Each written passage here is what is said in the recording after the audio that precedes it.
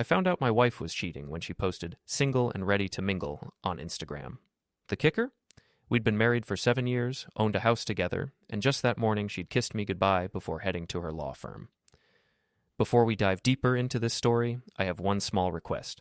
Please subscribe, drop a like, comment, and hit that hype button to boost this channel so more people can discover these incredible Reddit stories.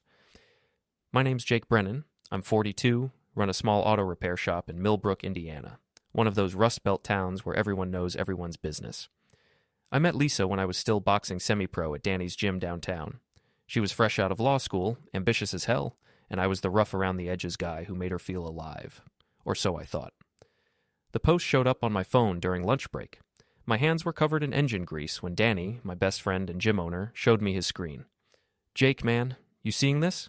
There she was, my wife, in a red dress I'd never seen, at some bar I didn't recognize, with the caption that made my stomach drop. 300 likes already, comments pouring in. I did something stupid, something that would start everything. I liked the post. Then I drove home, packed every piece of her stuff I could find into garbage bags, and left them by the front door. No note, no text, just her belongings and a locked deadbolt. I was drinking my third beer in the garage when I heard the pounding at midnight. The deadbolt I'd installed was holding strong. "Jake, open this door right now." Lisa's voice carried that lawyer edge she used in court. I took my time walking to the door. When I opened it, I expected tears, apologies, maybe some explanation about a hacked account. What I got was a scene from a bad movie. Lisa stood there in that red dress, mascara smudged. Behind her, looking uncomfortable in a tailored suit, was her boss, Richard fucking Patterson. 45, divorced twice, drove a BMW M5, and apparently had been driving my wife too. "Jake, we need to talk," Lisa started. "We?" I looked past her at Patterson. "Didn't realize marriage counseling required your boss." Patterson had the audacity to step forward. "Look, Jake, this is complicated." "Oh, it's really not." I leaned against the door frame. "My wife posts she's single. Her stuff's packed. Math's pretty simple, even for a grease monkey like me." "Don't be dramatic," Lisa snapped. "That post was a joke. Richard drove me home because I had too much to drink at the firm party." "At midnight? In a dress I've never seen? After a party I didn't know about?" I smiled, but there was nothing friendly in it. You know what, Lisa? I believe you. I believe every word." Her eyes narrowed. She knew that tone. "So here's what's going to happen," I continued. "Your stuff's by the door. You're going to take it. Where you go after that. Not my problem anymore." "You can't just throw me out of my own house." "Our house, that I've been paying the mortgage on while you worked late with Dick here." Patterson's face reddened. "My name is Richard, and you need to calm down." "Or what? You'll sue me? Oh, wait, you're a corporate attorney, not a divorce lawyer, though I guess you'll be needing one of those soon." That's when I saw it. The way Lisa's hand brushed Patterson's arm, the intimate gesture, the comfortable familiarity. This wasn't new. This wasn't a drunken mistake. "How long?" I asked quietly. Lisa's face went pale. "Jake? How? Long?" Patterson cleared his throat. "Listen, we're all adults here." 6 months, Lisa whispered. 6 months? Half a year of lies. Of working late and client dinners and coming home smelling like cologne that wasn't mine. I laughed. Actually laughed. "Well, Dick, congratulations. She's all yours. Fair warning, though, she cheats." I closed the door on their protests and walked back to my garage. Through the window, I watched them argue on the porch, watched Patterson load her bags into his BMW, watched my marriage drive away in German engineering. That's when I noticed my neighbor, Margaret Chen, filming the whole thing from her window. In a town like Millbrook, that video would be everywhere by morning. Oh, good. By the next afternoon, I was famous. Or infamous. Margaret's video had hit Nextdoor, Facebook, and somehow made it to the local Reddit page.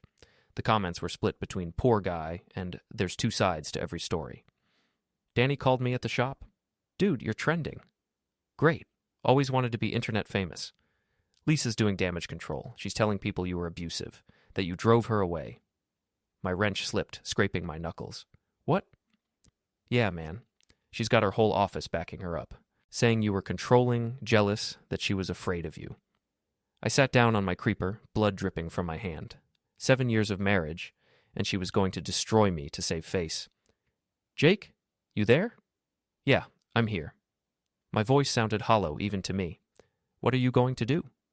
Good question. What does a blue-collar mechanic do when a lawyer decides to ruin him? I could defend myself, but who'd believe me over her? She had the education, the career, the respectable friends. Then I remembered something. Lisa was meticulous about appearances, but careless about details. She'd left her iPad at the house, the one she used for work. Danny, I'll call you back. I found the iPad in my bedroom, still charged, still logged in, no password. She'd never thought I'd need to check. The messages were all there. 6 months of texts with Patterson. But it wasn't just affair stuff. There were conversations about firm politics, about covering up a senior partner's mistakes on a case, about fudging billing hours. Nothing criminal, but definitely ethics violations. Career-ending stuff for a junior associate trying to make partner. And there was more. Messages with her friends from the firm, Beth and Amanda, mocking me, calling me the grease stain, laughing about how I thought I was good enough for her, planning how they'd help her take me for everything in the divorce. I screenshot everything, backed it up 3 times, then I went hunting. Patterson's BMW was parked outside his luxury condo downtown, top floor, of course. Probably cost more than my house. I waited until 2 a.m., wearing gloves and a hoodie. I didn't slash his tires. That's vandalism, and I'm not stupid, but I did let all the air out. Then I took the bottle of fish sauce I'd bought from the Asian market, the really pungent stuff, and poured it through the crack in his sunroof. The whole bottle. Using washable window paint, I wrote "Homewrecker" across his windshield. Then I left. By morning, Patterson's car was the talk of Millbrook. Someone, probably Margaret, bless her nosy heart, had filmed it and posted it. The comments were brutal.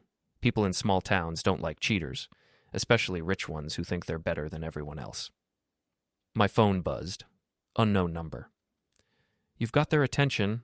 Time to finish the game. I stared at the text. Who was this? Who is this? Someone who wants to see them burn as much as you do. Check your email. I opened my email. There was a message from a burner account with attachments. More screenshots. These were from Beth's phone. Messages between Lisa, Beth, and Amanda about the firm's embezzlement cover-up. Not just ethics violations, actual crimes. Why are you helping me? I texted back. Let's just say Lisa and I have history. She took something from me once. Now I'm returning the favor. Use this wisely. The number disconnected. Lisa showed up at my shop 3 days later with Beth and Amanda in tow. My guys, Tommy and Rick, stopped working when they walked in. Jake, we need to talk. Privately. Lisa's voice was ice. Anything you say to me, you can say in front of my employees. Beth stepped forward. She was tall, blonde, everything Lisa wanted to be. You need to stop this campaign of harassment. The car? The social media posts? It's getting pathetic. I don't know what you're talking about. Bullshit, Amanda spat. You've been stalking Richard, vandalizing his property. Have you filed a police report? I asked calmly. Because if you have proof I did something illegal, I'd love to see it. They couldn't, because I'd been careful. Gloves, no cameras, no witnesses. Lisa's mask cracked. You're destroying my reputation. No, sweetheart, you did that yourself. I just liked your post, remember? The whole town thinks I'm a whore. Well, if the red dress fits... She lunged at me. Actually lunged. Tommy caught her before she could do any damage. You're going to regret this, Beth hissed. We have lawyers. We have resources. You're just a mechanic. Yeah, I smiled. Just a mechanic, with nothing to lose. They left in a fury, but I'd seen the fear in Lisa's eyes. She knew I had something, she just didn't know what. That night, I got an invitation. The law firm's annual charity gala at the Riverside, the nicest restaurant in town. It was public, it was social, and everyone who was anyone would be there, including Lisa and Patterson. I called Danny. You own a suit? Why? Because we're going to a party. The gala was black tie, champagne, and fake smiles. Danny and I stuck out like sore thumbs, but we'd paid for tickets. They couldn't kick us out. Lisa saw me immediately. Her face went white. Patterson was at the bar, holding court with other attorneys. I walked up, Danny beside me. Richard, good to see you, man. I clapped him on the shoulder like we were old friends. He tensed. Jake, this isn't the place. For what? Celebrating? I'm celebrating. My divorce is almost final, and I'm a free man. I raised my glass. To new beginnings. The attorneys around us looked uncomfortable. Small-town gossip had already done its work. I think you should leave, Patterson said quietly. Why? I paid for my ticket. I'm supporting charity. Unless... Oh, is it because everyone here knows you're sleeping with your employee? That's probably an HR violation, right? His jaw clenched. You need to leave. Now. Or what? You'll make me? I leaned in close. I'm not afraid of you, Dick. You're just a man who couldn't keep it in his pants. He shoved me. Actually shoved me. In front of everyone. I stumbled back, my drink spilling all over his expensive suit. Oh no, I said loudly. I'm so sorry. That's going to stain. Security was there in seconds, but the damage was done. Everyone had seen him attack me first. Everyone had seen me just standing there, talking. Lisa rushed over, trying to do damage control, but I was already leaving with Danny. That was beautiful, Danny laughed as we hit the parking lot. That was just the opening act. My phone buzzed, the unknown number again. Nice work, but they're planning something big. Beth is the key. She's not just Lisa's friend. She orchestrated everything. The social media post, the affair reveal, all of it. She wanted you to snap, check the attachment. Another email. This time, messages between Beth and Lisa from a year ago. Beth encouraging Lisa to cheat. Beth suggesting Patterson specifically. Beth planning how to destroy me. But why? I scrolled further. Found an old message. Remember when your husband got me fired from Morrison Auto? Time for payback. Morrison Auto. My old shop. Before I opened my own place, I'd been the manager there, and I'd fired someone for stealing from the register. A blonde woman named Beth Morrison. Lisa's best friend wasn't helping her. She was using her. And now she was using me to destroy Lisa. I spent the next week gathering everything. Every text, every email, every piece of dirt I could find. Patterson was cheating on his girlfriend, a wealthy socialite who'd been funding his lifestyle. Lisa had lied on her bar application about a DUI from college. Beth had been embezzling from the firm for years, small amounts that added up. I didn't go to the police. That would be too easy. I went to the people who mattered. Patterson's girlfriend got an anonymous package with proof of the affair. The state bar got Lisa's application discrepancies. The firm's senior partners got Beth's financial records. Then I waited. The explosion was spectacular. Patterson's girlfriend threw him out. Literally. His belongings landed on the street outside his condo. I happened to be there with a camera. Lisa got a notice from the Bar Association about an ethics investigation. Beth got fired and escorted out by security. And I made sure every bit of it was documented and shared. But I wasn't done. Patterson's condo was empty now. He was staying at a hotel. I knew because I'd been watching, not stalking, just observing. I broke in. Okay, that's not true. I used the key Lisa had given me months ago when she'd asked me to pick up some papers she'd left there. She'd forgotten to ask for it back. I didn't steal anything. I didn't break anything valuable, but I did redecorate. Fish sauce in the air vents. Paint on the walls. Washable, but he wouldn't know that. I cut up his expensive suits, the ones he'd worn while sleeping with my wife. I left a GoPro hidden in the bookshelf, streaming to a private YouTube link. Then I sent that link to everyone in Lisa's contact list. They watched Patterson come home. Watched him scream, watched him call Lisa, blaming her. Watched their relationship implode in real time. The comments were vicious. The views were in the thousands. I was becoming the villain, and I didn't care. My phone rang. The unknown number. Jake, we need to meet. Who are you? The Riverside. Tomorrow, noon. Come alone.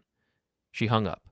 Beth Morrison sat across from me at the Riverside, looking nothing like the polished attorney I'd seen before. She looked tired. Angry. You figured it out, she said. You wanted revenge for getting fired. You destroyed my life. I was 23, stupid, and I took $200 from the register because I needed to pay rent. You didn't just fire me, you made sure I couldn't work anywhere in this town. You stole, and you were self-righteous. So I waited, got my law degree, made friends with your wife, and I planted the seeds. She smiled. It was so easy. Lisa was already unhappy. She thought she'd married down. All I had to do was encourage her to act on it. You destroyed her life to get back at me. No, I destroyed her life because she deserved it. She's a cheater and a liar. I just helped her show her true colors. Beth leaned forward. And you? You became exactly what I knew you'd become. A vindictive bastard who couldn't let go. So what now? You expose me? No. Now we finish this. Together. She slid a folder across the table. Lisa's planning to take you for everything in the divorce. She's going to claim abuse, emotional distress, PTSD. She's got a lawyer who specializes in bleeding men dry. Why are you telling me this? Because I want her to lose everything. and you're the only one who can make that happen." She stood up. "There's a hearing next week. Come prepared." She left me sitting there with the folder. Inside was everything I needed. Lisa's affair timeline, her lies to her lawyer, her plans to commit perjury, and a note. Make it count. The courthouse was packed. Small-town divorces are entertainment, and ours was the main event. Lisa sat with her lawyer, looking professional and wounded. She'd perfected the victim act. I sat alone, no lawyer, just me and a folder. The judge, a woman in her 60s named Margaret Stone, looked skeptical when she saw me. "Mr. Brennan, you're representing yourself?" "Yes, Your Honor." "That's generally not advisable." "I understand, but I can't afford an attorney, and I believe the truth speaks for itself." Lisa's lawyer, a shark named David Goldman, smiled. This was going to be easy for him. He started with character assassination, painted me as controlling, abusive, jealous, called witnesses, Beth and Amanda, who testified about my threatening behavior. I didn't interrupt. I let them talk. Then it was my turn. "Your Honor, I'd like to submit evidence." I handed the folder to the bailiff. Inside were the screenshots, all of them. Lisa's affair, her lies, her plans to commit perjury, Beth's embezzlement, Amanda's complicity, and the kicker, a recording I'd made of Beth's confession at the riverside. She'd wanted me to know the truth, but she hadn't known I was recording. "Your Honor, my wife didn't just cheat. She conspired with her co-workers to destroy my reputation, commit fraud, and perjure herself in this court. Her best friend, Beth Morrison, orchestrated the entire thing as revenge for being fired from my former workplace 10 years ago for theft." The courtroom erupted. Lisa's face went from pale to red to pale again. Goldman was flipping through the evidence, his confidence crumbling. "Furthermore," I continued, "I'd like to note that Ms. Morrison was fired from her position at Patterson and Associates last week for embezzlement. Ms. Amanda Wright resigned shortly after, and Mr. Richard Patterson, my wife's lover, is currently under investigation by his own firm for ethics violations." Judge Stone's face was stone indeed. "Ms. Brennan, is this true?" Lisa couldn't speak. "Your Honor," Goldman stammered, "we need time to review." "No, you need to explain why your client brought false accusations into my courtroom." Stone's voice could cut glass. "Mr. Brennan, what are you asking for?" "Nothing, Your Honor. I don't want her money. I don't want alimony. I just want the house, the one I've been paying for, and I want the truth on record." Stone looked at me for a long moment. "Granted, this divorce is finalized. Mr. Brennan keeps the marital home, no alimony either direction. And Ms. Brennan, I'm referring this case to the Bar Association for investigation." Lisa finally found her voice. "No, you can't." "I can, and I have. We're done here." Outside the courthouse, the crowd was waiting. Margaret Chen was there with her camera, of course, but so was half the town. Lisa came out, mascara running, her lawyer trying to shield her from the cameras. Patterson was there too, looking desperate. "Lisa, we need to talk." She slapped him, right there in front of everyone. "This is your fault, all of it." "My fault? You're the one who—" "Get away from me." I walked past them both, down the courthouse steps. Danny was waiting at the bottom, grinning. "You did it, man?" "Yeah, I did." My phone buzzed one last time, the unknown number. "Well played. We're even now. Don't contact me again." Beth. She'd gotten her revenge on Lisa and on me. She'd turned us both into villains, and she'd walked away clean. But I didn't care. I had my house, I had my shop, I had my truth. Lisa lost her job when the Bar investigation concluded. Patterson lost his girlfriend and his reputation. Beth disappeared to another state. Amanda quit law entirely. And me? I went back to my shop, back to my life. But I was different now. Harder, colder. I'd learned something important. When someone pushes the nuclear button, you'd better be ready to push back. I just hit the like button on a social media post. But when you play games with someone's life, you'd better be ready for the nuclear option. The end. Don't forget to hit like, subscribe, and turn on the bell so you don't miss the next story. Write in the comments from which city you are watching.